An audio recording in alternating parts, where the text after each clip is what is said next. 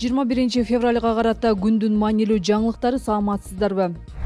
Бишкек аялына зомбулук көрсөтүүгө шектелип 37 жаштагы тургун кармалды. Бишкекте аялын ур токмокко алып, денесине жаракат келтирген 37 жаштагы тургун кармалды. Бул тууралуу 21 февралда Свердлов райондук милициясы билдирди. Маалыматка ылайык 19 февралда райондук милицияга жабырлануучу 21:30 чамасында күйөөсү ур токмокко алып, белгисиз курч буюу менен денесине жаракат келтиргенин кабарлаган. Аталган факты каттоого алынып, уруп сабап кыйноо беренеси менен кылмыш иши козголгон. Шектүү катары жабырлануучунун 37 жаштагы күйөөсү кармалып, убактылуу кармоочу жайга киргизилди. Тергөөнүн жүрүшүндө шектүү буга чейин да укук бузуулар жөнүндө кодекси боюнча бир нече жолу жоопкерчиликке тартылганы аныкталган. Эсептөөлөргө ылайык өлкөдө үй бүлөлүк зомбулуктан жабыркагандардын саны өсүүдө. Жабыркагандардын басымдуу бөлүгү аялдар. Өткөнкү жылы эле үй бүлөлүк зомбулуктун 10 миңден ашык учуру катталган.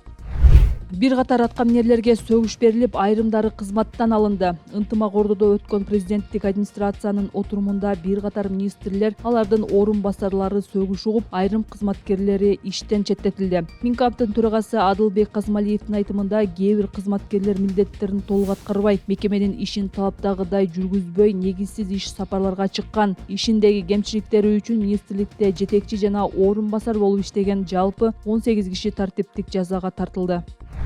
Аткаминерлердин эл аралык иш сапарларын көзөмөлдөө күчөтүлөт. Бул тууралуу министрлер кабинетинин төрагасы Адылбек Касымалиев президенттик администрациянын Ынтымак Ордодогу жыйынында билдирди. Ал кызматтык иш сапарларды уюштуруу маселесин оптималдаштырууну, максаты бирдей иш сапарларды бириктирип, санын кыскартууну, алар боюнча отчеттун ачыктыгын камсыздоону тапшырды. Касымалиев мындай чара ашыкча чыгымдарды азайтууга, министрлердин ишинин натыйжалуулугун жогорулатууга мүмкүндүк берет деп эсептейт. Ийгиликтүү иш сапарлар бир катар факторлор, так аныкталган максаттар, компетенттүү пландаштыруу, квалификациялуу адистердин катышуусу менен мүнөздөлөт. Командировкага кызматкерлерди тандоодо субъективдүүлүккө жана регламенттерди бузууга жол бербегиле, сапарлардын натыйжалуулугуна көзөмөлдү күчөтүүнү, кызматташтыктын узак мөөнөттүү багыттарына басым жасоону, алынган билим, тажрыйбаны башкаруу процессинде колдонууну жана реформалардын натыйжалуу жүргүзүүнү камсыздоону тапшырам, деди ал.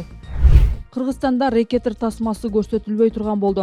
20 февралдан тарта көрсөтүлөт деген казак тасмасы сатыктан алынганын Бишкектеги Синематика кинотеатрлар түйүнү билдирди. Тасма Кыргызстандагы бардык кинотеатрлардан алынды. Билеттин акчасын кайтарып алуу үчүн кинотеатрдын администрациясына кайрылгыла деп жазылган билдирүүдө. Тасманын сатыктан алынышына эмне себеп болгону айтылган эмес. Буга чейин тасманын актерлору былтыр УКМКнын атайын операциясы учурунда өлтүрүлгөн Крим төбөлүк камчыбек Көлбаевдин уулу Руслан менен жолукканы тууралуу маалымат тараган. Ал арада тасманын башкы ролун аткарган Саят Исембаев кыргыз бийлигинен тасманы көрсөтүүгө уруксат берүүнү өтүндү. Ал Руслан Көлбаев Кыргызстандагы премьерага башка адамдар менен кошо чакырылганын, анын тасмага эч кандай тиешеси жок экенин айтты. 18 февралда депутат Бактыбек Марипов комитет жыйынында өлкөдө бандиттик идеологияны жайылткан тасмаларды көрсөтүүгө тыюу салууну сунуштаган. Рекетир 3 казак режиссеру Акан Сатаев тарткан криминалдык драманын уландысы. Анын биринчи бөлүгү 2007 жылы, экинчиси 2015 жылы чыккан.